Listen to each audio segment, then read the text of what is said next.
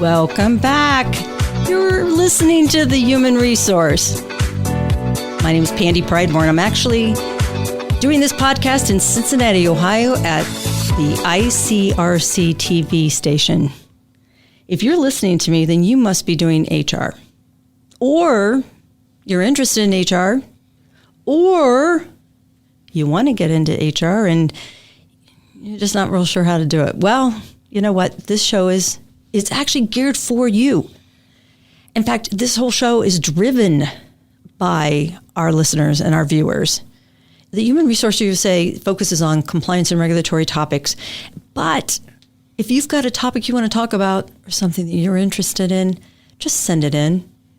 I would love to listen to it. I would love to hear what your thoughts are. I need to know what our viewers and our listeners need, because our whole show, for the number of years we've been doing this, is only here because you've driven it. Well, today's show is going to go a different little direction because, let's talk about it. Everybody I even mention human resources to has to come up with the talent management issue. How do we hang on to our employees? It's hard enough to find a good one. And then when you get a good one, how in the world are we going to keep them? Well, my guest today is the CEO and founder of the International Chambers Group, Ron Chambers. And Ron and I have known each other for a number of years. It's been really fun to watch his business grow because he was not where he is today when I met him a number of years ago. But what's really cool about Ron is he's like me. He works with companies and employees all over the country here in the U.S. And because of that, we have learned so much about what our strengths are and why we do what we do. So, Ron, thank you so much for coming into the show. Thank you for having me. It's great to be here. I want you to have fun. I'm going to have fun. Okay. I'm a fun kind of guy. For those of you who don't know Ron's in a band, and so he has that persona. Okay. I don't know what that means, but okay. Well, let's tell our listeners, what does the International Chambers Group actually do? We really are just a provider of supplemental and unique benefits. I work a lot with benefits brokers and their clients, and I work directly with companies sometimes as well. Yeah, and that's really what I wanted you to come in and be on the show today. So many HR people that I talk to say, Pandy, we've got some great people. We just don't want to lose them. But what's the key? They struggle sometimes, Ron, with knowing how do they differentiate themselves from the competitors, who the companies that may steal their employees.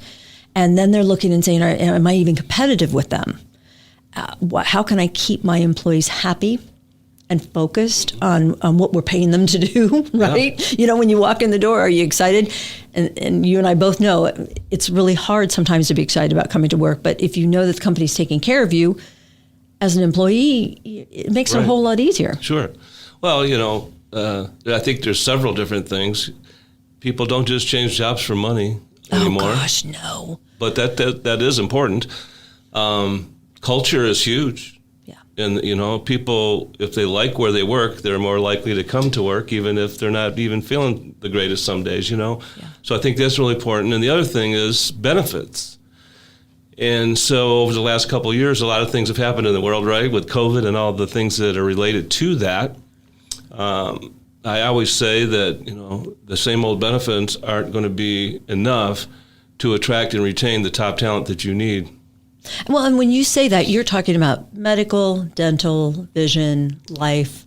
Yeah, the core stuff. Maybe short-term, long-term disability.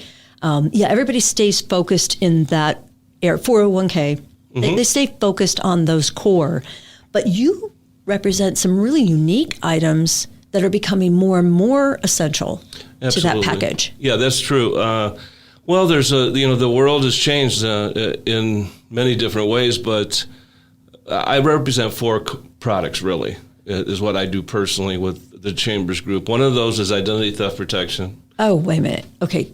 Stay with that one. Okay. Stay with that one, because if I remember correctly, our pre-show, you had some really interesting stories on this one. I did. Yeah, start with that. Okay. So Just before that, though, identity theft is not just about your credit cards and your bank accounts. Most people liken it to that. And that's a part of it, but if somebody steals your debit card number or your bank account number, that's really more just theft. It's attached to you, but it's not really your identity.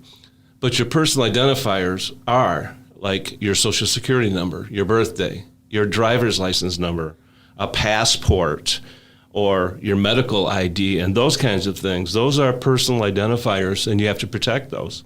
And unfortunately, there's a lot of data breaches. They happen almost daily, and we can't do much to stop that as a person. And my information is everywhere. If you think about all the places you ever worked, went to school, every doctor, every insurance company. Well, and the HR people that are listening, they all understand that their responsibility is to maintain all that information locked. That's right. Personal files, even applications, they're to be locked because of so much of that information. And quite frankly, again, for as long as I've been doing this, so much information has started coming off of employment applications. Right. Because of having too much on there. And think about our medical paperwork. So much is being done online now. We're not even taking applications for medical now. But ID theft goes even deeper than that. It does. And so getting back to what you asked me originally now, finally, is I want to give you a quick story about a local person here in our area, a young lady who got pulled over by the police for a routine traffic violation. When they ran her driver's license, they always do, right? They get your license and your that's standard. Insurance and so forth and your That's registration. They ran her driver's license and found that she had 2 felony warrants in her name for trafficking heroin. And so, okay, this isn't funny, but what, heroin? Heroin. Oh, yeah. Okay, let's just go to the top. Now these are felony warrants out that she doesn't know about, of course. And so she tells the police, listen, I've never been arrested in my life. There's some misunderstanding or you've got the wrong person. And they said, well, this is your name, this is your driver's license number and your birthday, et cetera. They had all of it. They had it all in their system, and she had it on her driver's license. So she said, I didn't do that. That's not me. And they said, well, you'll have to straighten that out, but we're taking you in. It gets worse. She had her 2 kids in the back seat. Ron, no kidding? She had her 2 little kids, one's 3, one's 5, in the back seat of the car, so they called child services. They came and took her children and arrested her. Oh, my gosh. Yeah. So just think for a second, what does that have to do with credit or finances of anything? Doesn't have nothing to do with that. So it took the police department about 7 days to figure out that this wasn't her. No, wait. 7 days. 7 days. Where is she? 2 departments. Where is she right now? No, where was she during that 7 days? In jail. They held her for 7 days because of identity theft? Well, yeah, because in their minds and their records say that she is a criminal. Where are the kids? The child services came and took her children that day on the side of the road. Okay. Yeah. Okay. All right. This is a bad story. It is a bad story. And it kind of fits with me. What were they thinking? Okay, right? She didn't do this on purpose. No. It's nothing she did wrong. Somebody stole her identity. It was a woman about her same age, got a driver's license from some other criminals that had her picture on it, but it had this young lady who got arrested's information on it. It was basically like a fake driver's license. But the technology is so good, it's got the hologram and everything. The police have a hard time deciphering that it's not the real thing. So anyway, they took her to jail. She spent a couple of days in the local jail where the police, were from that arrested her. Then they sent her down to the county jail in downtown Cincinnati, where she spent the remainder of the time until they figured out that it wasn't her. Okay, so what a story. Let's put this in perspective for the HR people that are listening. Come on, that's 7 days that your employee just disappeared. Right. Do you think her one phone call, when she's got 2 kids that just got taken off to child services, her one phone call was to her employer? I doubt very much if that was the top on her list. And your attendance policy was probably going. So I'm going to say that she probably had some questions as to whether she had a job at the end of this. And this was none of her fault. Well, that's a good thing. I hadn't mentioned this to you before, but she worked for a local, very well-known company who could not let her in the building until she got her record straightened out because she's a criminal now. Gosh. ID theft is this package or this whatever you're talking about here. It's called what? ID Shield. Okay, ID Shield. Listeners, this is something that you can offer to your employees that employers don't have to contribute to. You said it was like a monthly fee. Yeah, you pay a flat fee every month. You can set it up for a payroll deduction like some other voluntary benefits. And voluntary means it's the employee's choice whether they want it or not, and they're paying the premium. That's correct, yeah. And so, there's other options that we won't get into today where employers can contribute, but it's really, there's a lot of products on the market. ID fraud is the second largest consumer complaint with the FTC every year for 16 years running. Okay, so let me throw you a scenario.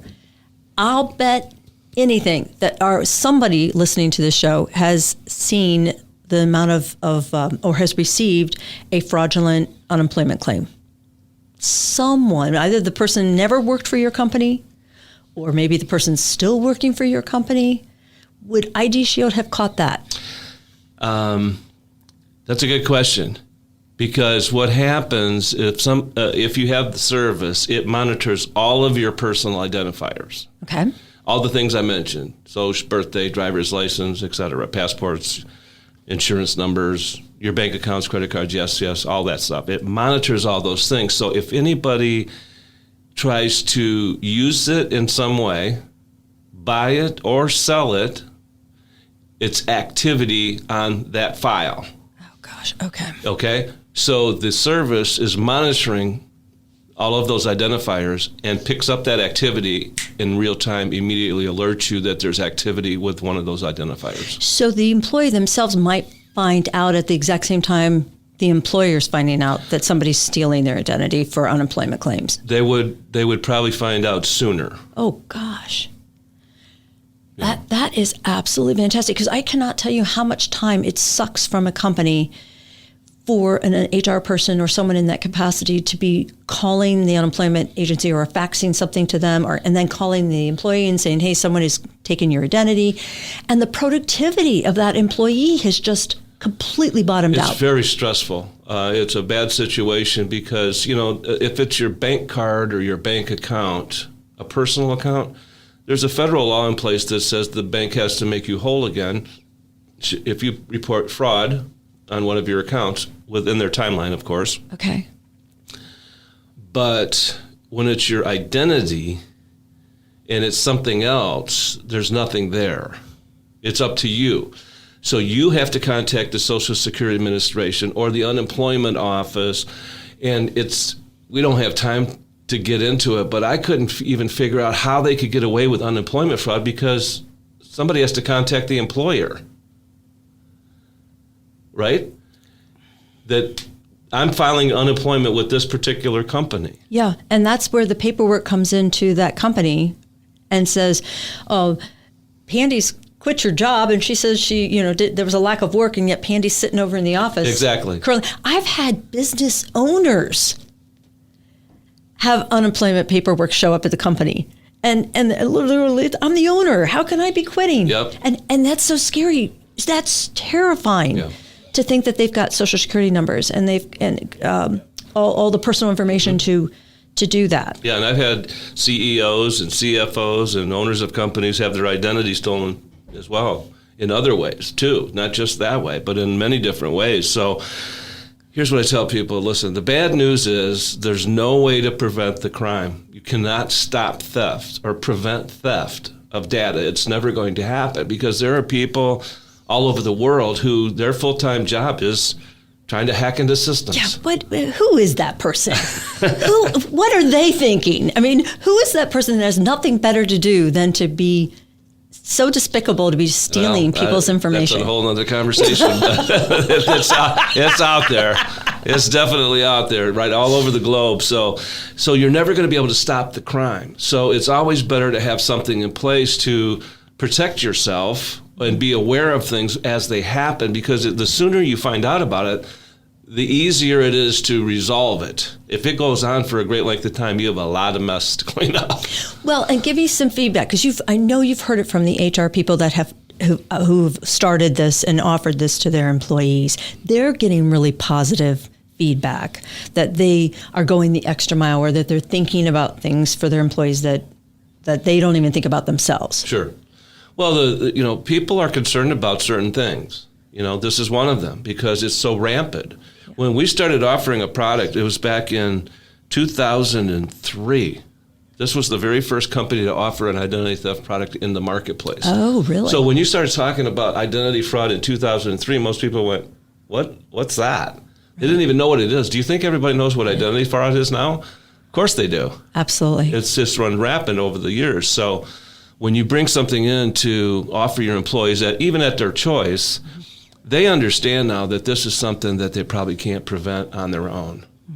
And when it happens, it becomes, everybody knows somebody that's been a victim, and what a big problem that was to resolve. Yeah. So it's for a company, you're looking for ways to help your employees, and as a result, that helps your company, because obviously they work for you, and if they're focused and healthy, and stress ravages the body. We all know that now. Stress is a bad thing. And do you think it might be stressful if getting pulled over by the police and finding out there's a warrant out for your arrest? Let me just say this. If someone decided to take my children outside or take them away from me, God help them. This has been so much fun. Ron, how do they find you? Your website? Well, the website is gochambersgroup.com. Say it again. gochambersgroup.com. It's been so much fun talking to you. This is Ron Chambers with me, Pandy Pridemore, on The Human Resource. Thanks for listening. Catch us again.